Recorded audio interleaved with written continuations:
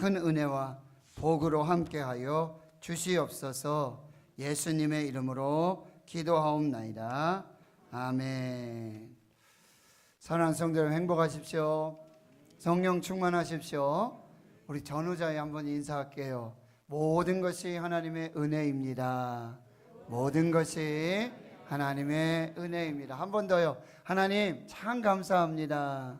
하나님 참 감사합니다. 아멘. 오늘 본문 사도 바울은 데살로니가 교회와 성도들에게 예수님의 재림이 임박한 마지막 때에 하나님의 뜻을 따라 사는 삶의 비결을 말씀하고 있습니다. 항상 기뻐하라. 쉬지 말고 기도하라. 범사에 감사하라. 이것이 그리스도 예수 안에서 너희를 향하신 하나님의 뜻이니라.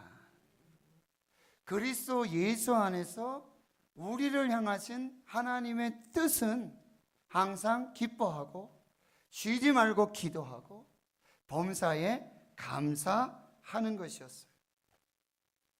기뻐하고 기도하고 감사하는 것을 범사에 모든 상황 속에서 쉬지 말고 반복하고 항상 지속해야 한다고 명령하고 있습니다. 내가 세운 나의 뜻을 이루는 삶이 아니라 나를 향한 하나님의 뜻을 이루는 삶으로 저와 여러분을 초대하고 있습니다. 하나님의 뜻을 이루는 삶이야말로 가장 복되고 존귀한 삶이 되는 것입니다. 하나님의 뜻을 이루는 삶이야말로 예수님께서 우리에게 가르쳐 주신 기도의 핵심입니다. 하늘에 계신 우리 아버지여, 이름이 거룩히 여김을 받으시오며 나라가 임하시오며 뜻이 하늘에서 이루어진 것 같이 땅에서도 이루어지게 하옵소서.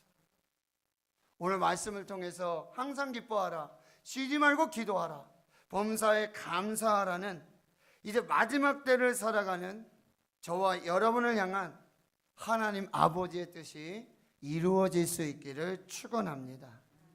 이제 하나님께서 사도 바울을 통해 우리에게 명령하시는 우리를 향한 하나님의 뜻을 이루는 삶이 어떤 삶인지 한 가지씩 살펴보겠습니다. 첫째는 항상 기뻐하라, 지속하라라고 하는 거예요. 한 번 기뻐할 수 있지만 이것을 지속하기는 그리 쉬운 일은 아닙니다. 그래서 존 파이퍼 목사님은 기독교를 정의할 때 기독교는 희락의 종교다, 기쁨의 종교다. 또 그리스도인들, 성도를 정의할 때 성도의 삶은 기쁨이어야 한다라고 정의하고 있습니다. 기쁠 때는 당연히 기뻐하지만 기뻐할 수 없을 때에도 믿음으로 기뻐하라고 명령하고 있는 것은 성도들에게는 그 어떤 상황도 초월해서 언제나 기뻐할 수 있는 이유와 근거가 있기 때문이라고 말씀하고 있습니다. 그 처음은요, 하나님이십니다. 우리는 하나님이 우리 기쁨의 근원이 되는 것입니다. 둘째는 하나님의 은혜입니다. 기쁨은 헬라어 카라에서 파생된 카리스라는 단어인데요, 그 뜻이 은혜라는 뜻이에요. 기쁨은 곧 은혜라는 거예요. 항상 은혜를 잊지 말아라, 항상 은혜를 기억하라. 그리하면 하나님 안에서, 예수 안에서, 하나님 때문에, 예수님 때문에 우리는 항상 기뻐할 수 있다라고 말씀하고 있는 거예요. 사도 바울은 하나님의 나라를 이렇게 표현하고 있어요. 하나님의 나라, 천국은 먹고 마시는 것이 아니라 성령 안에서 의와 평강과 희락이라. 하나님의 나라는 기쁨이 있는 곳이 하나님의 나라. 하나님이 계신 곳에는 기쁨이 넘치고 그것은 바로 하나님의 나라 천국이 된다라고 말하고요. 또한 갈라디아서 5장에 보면 성령의 열매를 맺어요. 사랑과 희락. 두 번째, 성령의 열매가 바로 기쁨, 희락이라고 말할 수 있습니다. 빌립보서 4장 4절에는 주 안에서 항상 기뻐하라. 내가 다시 말하노니 기뻐하라. 사도 바울은 지금 옥에 갇혀 있거든요. 빌립보 감옥에 여러분 그 역사를 아시잖아요. 맞고 옷이 벗겨지고 피가 나고 복음을 전하다가 주의 일을 하다가 그 고난을 당하고 옥에 깊은 옥에 착고가 묶이고 자유할 수 없는 그곳에서 그 성도들을 향해서 뭐요? 항상 기뻐하라는 거예요. 주 안에서 항상 기뻐하라. 느헤미야는 이렇게 말하죠. 여호와로 인하여 기뻐하는 것이 너희의 힘이니라. 사랑하는 성도 여러분, 기뻐하십시오. 기쁨은 하나님의 능력이 공급되는 축복의 통로예요.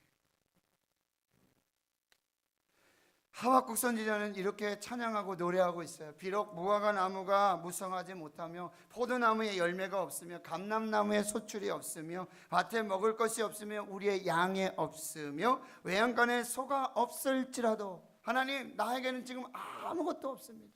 아무 소출도 없고 내게 있는 것이 아무것도 없습니다. 다 뺏겼습니다. 다 무너졌습니다. 다 황폐해졌습니다.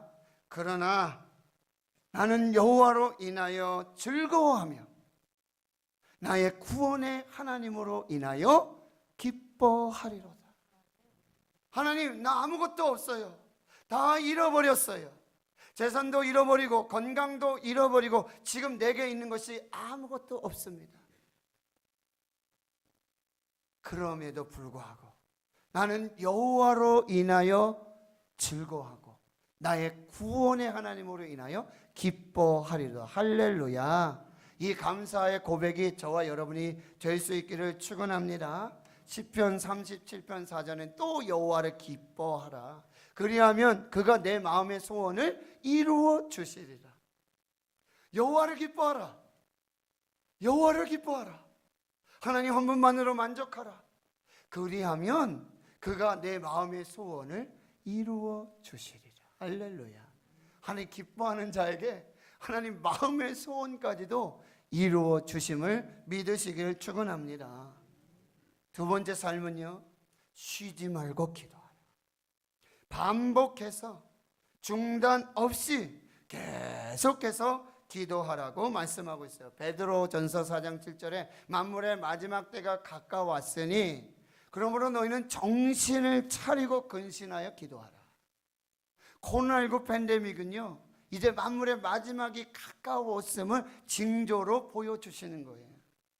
마지막의 재난과 종말의 이 환란들이 우리에게 계속적으로 나타나고 있음을 샘플로 보여주고 계시는 거예요. 그러면 그때 해야 될 일이 뭐라고요? 만물의 마지막 때가 가까웠으니 그러므로 너희는 정신 차리고 근신하여서 쉬지 말고 기도하라. 이것이 하나님의 뜻이다. 기도가 우리 일상의 삶이 되어야 될 줄 믿습니다. 기도가 습관이 되어야 될 줄 믿습니다. 기도가 영혼의 호흡이 되어야 하고 기도가 모국어가 되어야 되고 기도만 하는 바보, 기도밖에 모르는 바보, 자주 정기적으로 끊임없이 끈질기게 지속적으로 반복해서 기도하는 것이 하나님의 뜻이라고 말씀해 주고 있어요. 항상 기도하고 낙심하지 말아라. 기도를 쉬는 죄를 범치 말아라. 다만 모든 일에 아무것도 염려하지 말고 다만 모든 일에 너희 구할 것을 감사함으로 하나님께 하라. 여러분, 기쁠 때 감사할 수 있을 때 감사하는 거 할 수 있어요. 그런데 감사할 수 없을 때, 도저히 감사할 수 없을 때, 그때 감사하는 기도가 하나님께 올려드리는 최고의 믿음이요 신앙 고백이 되어지는 것입니다. 세 번째 삶은요, 범사에 감사하라. 모든 상황 속에서 감사하라. 서양에서 아이가 태어나서 가장 먼저 배우는 말이 엄마, 두 번째로 아빠, 그리고 세 번째로 감사합니다라고 합니다. 미국의 일상 용어 중에 26%, 4분의 1이 감사합니다라고 말하고 있고요. 감사가 습관화된 학생과 그렇지 않은 학생을 16년 동안 지켜본 결과 감사가 습관화된 학생과 그렇지 않은 학생의 연평균 수입이요, 감사가 습관화된 학생과 그렇지 않은 학생과의 차이가 연평균 25,000달러의 차이가 나고요. 평균 수명도 9년이나 더 길었다는 연구 결과가 나오고 있습니다. 스트레스 연구의 권위자인 한스 셀리 박사님이 계세요. 이 한스 셀리 박사님은 스트레스를 연구해서 노벨 의학상을 받았어요. 그날 어느 날 그에게 이런 질문을 합니다. 선생님, 우리가 지금 스트레스 홍수 시대를 살아야 하는데 스트레스를 해소할 수 있는 비결 딱 한 가지만 말씀해 주십시오. 한스 셀리는 딱 한 가지 이렇게 말하고 있어요. appreciation. 감사하라. 감사하라. 감사만큼 강력한 스트레스 정화제가 없고 감사만큼 강력한 치유제가 없다는 말입니다. 작은 일이나 하찮은 일에도 감사드리는 자세가 우리 건강에 좋다는 것이 현대의학으로 증명되고 있는 것이에요. 감사하는 마음에는 원망이 없고 불평이 없고 미움, 다툼, 시기, 질투가 없습니다. 감사하면 평안과 평온함이 찾아오게 되고 감사하는 순간에는요, 뇌에서 세라토닌이라고 하는 몸에 좋은 호르몬이 잘 분비된다고 합니다. 하나님 뭐라고 말씀하세요? 범사에 감사하라. 항상 감사하라. 쉬지 말고 감사하라. 사람들을 편안하게 하고 행복하게 만들어주고 자신의 몸과 마음 그리고 영혼까지도 건강하게 하는 삶의 비결이 된다고 말씀해 주고 있어요. 한 외국계 기업에서 직원을 채용하는데 1차, 2차 면접 시험 보고 5명이 남게 되었어요.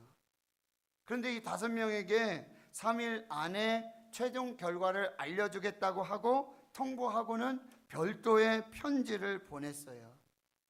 저희 회사에 지원해 주셔서 감사합니다. 그러나 안타깝게도 귀하는 이번에 채용되지 않으셨습니다. 인원 제한으로 인해 귀하처럼 재능이 있고 뛰어난 인재를 모시지 못하게 된 점 매우 애석하게 생각합니다. 귀하의 서류는 빠른 시일 안에 우편으로 되돌려 보내드리겠습니다. 앞으로 하시는 일이 잘 되시기를 바랍니다. 감사합니다. 이 편지를 받은 지원자들 5명이죠. 마음이 아팠어요. 그런데 이 회사의 이 메일, 진심이 담긴 이 메일을 받고 또 위로를 받고 감동을 받았습니다. 그런데요, 그 중에 한 사람만이, 5사람 중에 한 사람만이 다시 그 회사에 감사 메일을 보냈습니다. 그런데요, 유일하게 감사 편지를 보낸 그 지원자가 3일째 되는 날 그 회사로부터 최종 합격 통지서를 받게 됩니다. 회사에서 보낸 불합격 통지 이메일이 그 회사의 마지막 시험이었던 거예요. 범사에 감사하는 사람, 하나님이 아시고 기억하십니다. 사람도 알고 기억해 주는 것이죠. 살아가면서 다른 사람에게 작은 호의나 도움, 사랑을 받았을 때 아무 반응이 없는 사람들은요, 그때까지 좋은 일들이 거기서 끝나고 마는 거예요. 좋은 일들이 거기서 끝나고 마는 거예요. 그런데요, 감사할 때 감사하지 않고 도움 받았을 때 고마움 표현하지 않고 작은 호의나 친절 받았어도 무반응인 사람들은요, 기억하세요.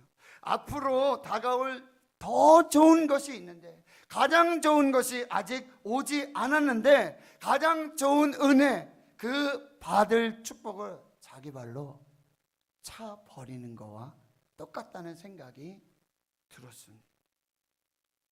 지금 작은 것에 항상 감사하는 사람, 범사에 감사하는 사람, 모든 상황 속에 감사하는 사람, 지금 그 감사가 작은 것일지라도, 매우 작은 것일지라도, 그때 감사할 때, 범사에 감사할 때 하나님은 더 큰 감사를 할 수 있는 놀랍고 위대한 축복의 선물을 예비하고 계신다는 말씀이에요. 범사에 감사하실 수 있길 축원합니다. 작은 것에도 감사하시길 축원합니다. 모든 상황 속에 감사하시길 축원합니다. 그리고요, 최고의 감사를 하나님께 드리시길 축원합니다. 최상의 감사를 하나님께 드리시기를 축원합니다. 하나님 짝둘이 감사 받으시는 분이 아니에요. 돈이 없는 분이 아니에요. 하나님 부족한 것이 없으신 분입니다.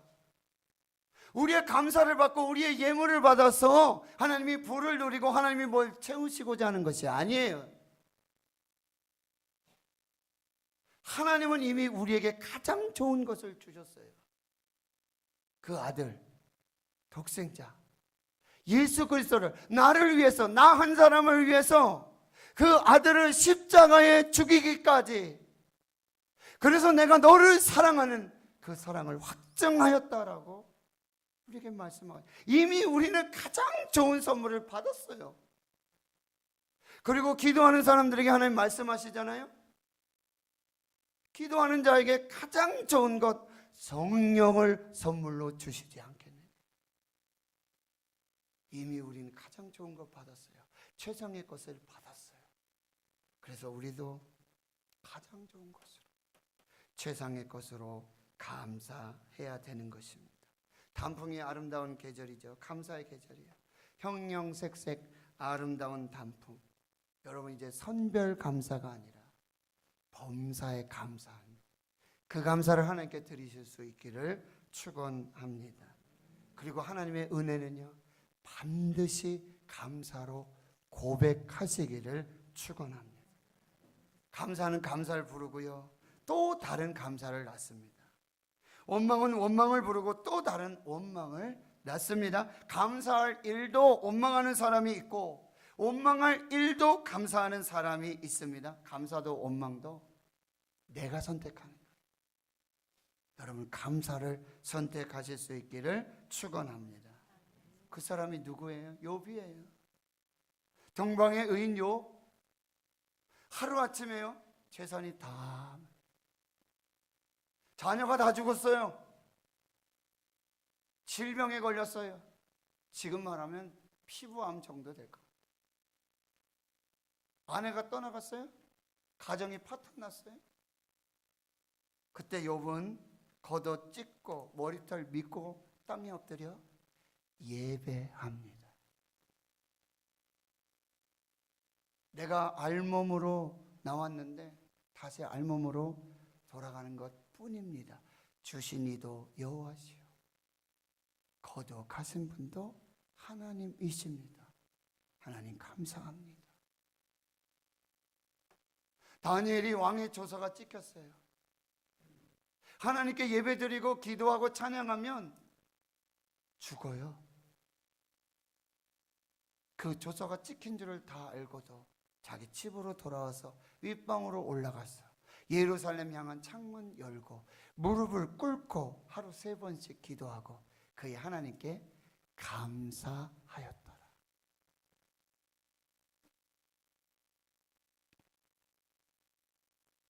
(1981년) 흑인 가운데 가장 장수한 찰리 스미스라고 하는 분이 계신데, 그가 130세를 살고 플로리다주 바토우에서 세상을 떠났어요. 흑인 중에 가장 오래 사신 분, 130세를 살았어요. 그런데 그 130년의 세월은 고통의 전시장과도 같아요. 그는 노예로 태어났어요. 그래서 갓난 아기부터 고통 속에 살았고, 매맞고 모욕당하고 굶주리고 병들고 죽을 고비를 20번 넘게 경험하게 되어집니다. 다른 사람이 보면 노예예요. 흑인이에요. 130년 동안 죽으라고 고생만 했어요.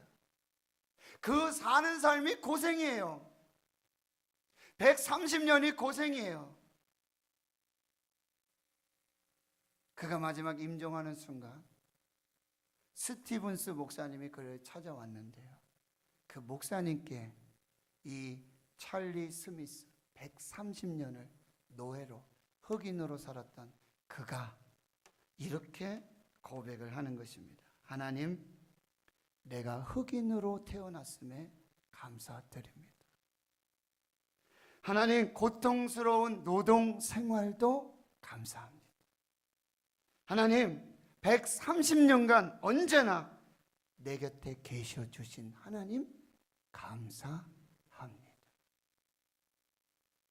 스티븐스 목사님은 이 기도를 들으며 이런 신앙만이 하나님을 기쁘시게 할 수 있다 라고 말하고 있어요. 평생 감사하십시오. 여러분의 호흡이 닿는 날까지 감사하실 수 있기를 축원합니다. 할렐루야, 찬양하세. 내 모든 죄 사함받고 주 예수와 동행하니 그 어디나 하늘나라. 두 팔 벌려 저와 여러분 맞아주시는 예수 그리스도 앞에 서는 그날까지 여러분 찬송하고 기도하고 기뻐하고 감사하며 그 앞에 서실 수 있기를 축원합니다. 이것이 우리를 향하신 하나님의 뜻입니다. 이것이 우리를 향한 하나님의 뜻입니다. 기도합니다. 하나님, 2020년 추수감사주일로 지키며 예배합니다. 감사합니다. 감사합니다. 감사합니다. 이것이 나의 간증이요, 이것이 나의 찬송일세. 나 사는 동안 구주를 찬송하리로다. 항상 기뻐하고 감사하고 쉬지 말고 기도하며